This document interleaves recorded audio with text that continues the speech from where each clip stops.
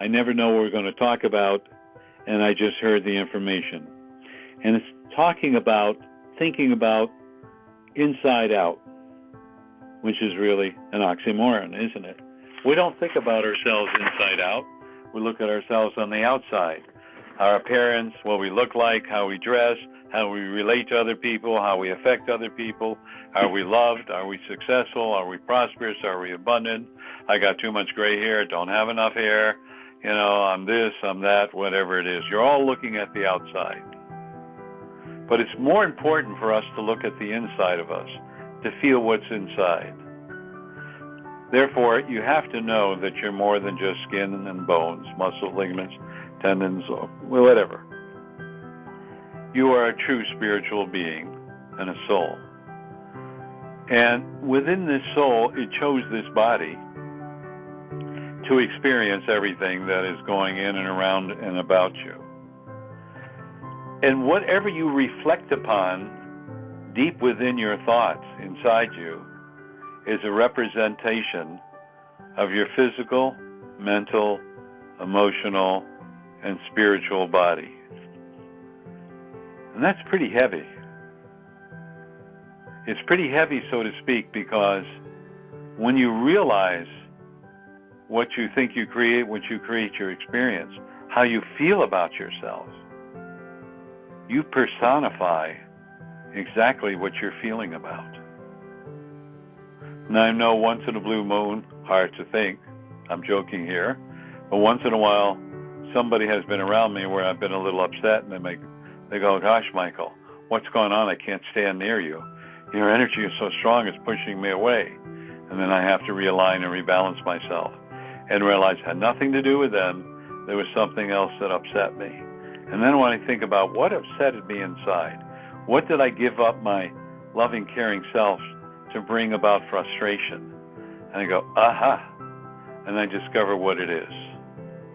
And I go, wow, I got it. And I can choose not to be part of that. And then when I really look at that, I go, the reason that person pushed all my buttons is because I have an issue that I need to clear and heal. So I silently thank them for bringing it to my attention, because it's my issue. And what they're doing is pointing it out to me. You go, wow, that's really, really powerful. So I am into autocorrect, as they would go on the computer, and looking at what am I hanging on to, and where is it inside my body, and what is it needed for me to release it. Well, first of all, if we're looking at the inside, remember, your body is a personification of every emotion. Your physical welfare, mental, emotional, spiritual welfare is a manifestation of what you think about and how you feel about yourself. Everything you do is a reflection of yourself. First it starts on the inside and then goes into the outside around you. And that's what we need to look at over the next decade. We see so much political unrest here, but also in other countries. And I'm not going to get on a soapbox politically. That's not my thing. My thing is to teach everyone about unconditional love and allowingness and non-judgmentalness, to teach them about they came here to learn about self-worth, self-love, and self-esteem, and then give them the keys, the answers to how to turn this around so that they can have a life they so desire to have. First, one, loving and caring. Second, healthy. Third, joyous. Fourth, friendship. Fifth, prosperity. And sixth, abundance. Notice money and abundance is down the hill, down the road. To some people, that's an oxymoron.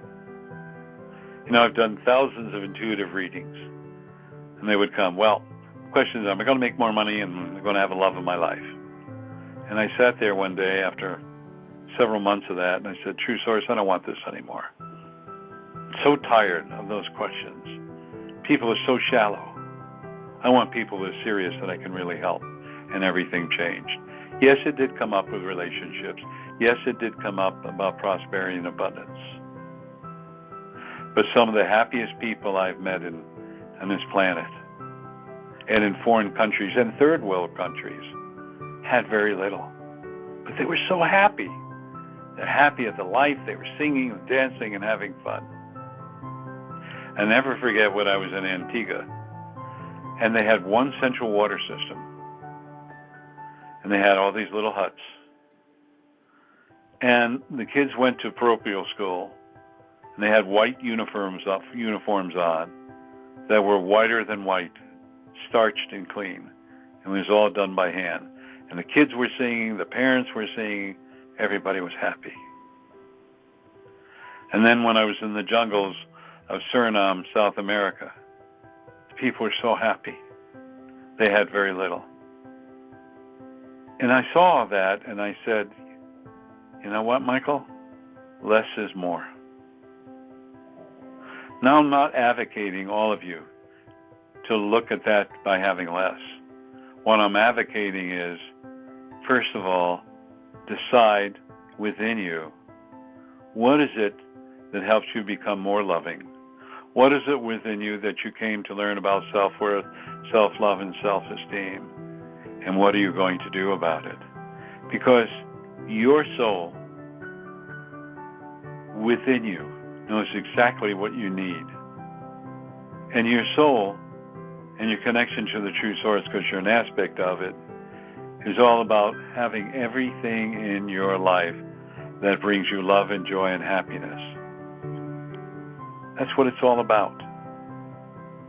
So what I'm asking each one of you is to ask the true source to surround you in a cocoon of love, of unconditional love. So for those who were on last week, one was created for you. Those who are new, haven't heard this, it is now being created for you by the true source. It's a wonderful cocoon of love.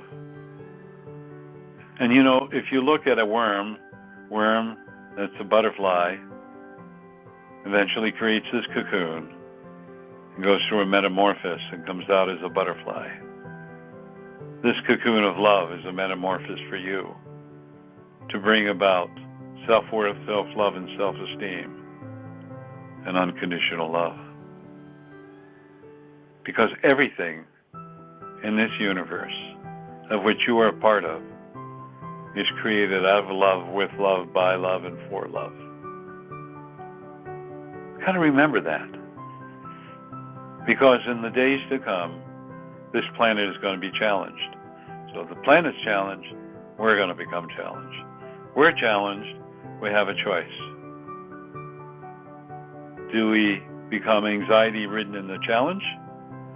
Or do we stay in our cocoon of unconditional love, spread love, and not allow ourselves to be part of the angst that's existing on this planet? You know, I remember reading an article or hearing an article, I guess I heard about it, and they said if everything on this planet was wiped out and destroyed, and there was maybe 50,000 human beings left, there would be someone that would get up and go, you know, people need to be fed. I think I'll grow some food and give food to people, or I'll sell it to them. Or we'll do bartering system, and everything would be recreated. And what you are doing, you are all on this call, and others on this planet, of giving the golden opportunity to recreate your life. And there are two thoughts about recreating your life. First of all, what your ego says you need, remember, edging God out. Or what is your true soul urge? What is your passion? And then whatever your passion is, everything will be given to you. And it'll be there. And all you have to do is say, fill my mission and goal and my passions with love, so I can achieve it. And remember, no expectations, no attachments. That will occur in your life. Because you are unlimited. Hang on to those thoughts. Ask to be in that beautiful cocoon of unconditional love. And know that you're on a new journey of recreation. And what's so interesting, I've written about it in my book, and I've talked to you, there is a way you can extend your life or 10 or 20 or 30 years beyond what you thought it would be. And by that I mean, when your missions and goals are up, it is time to birth out of your body. But you can ask for an extension. Or what happened to my niece, she took on a new mission and goal and stretched her life out from 45 to somewhere between 88 and 90 and is totally cancer-free. Overnight. Overnight!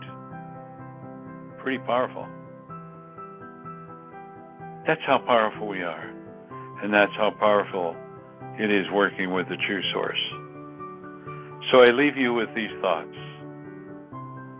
And I'll reiterate it again. Ask every day to be surrounded in the true source's cocoon of unconditional love.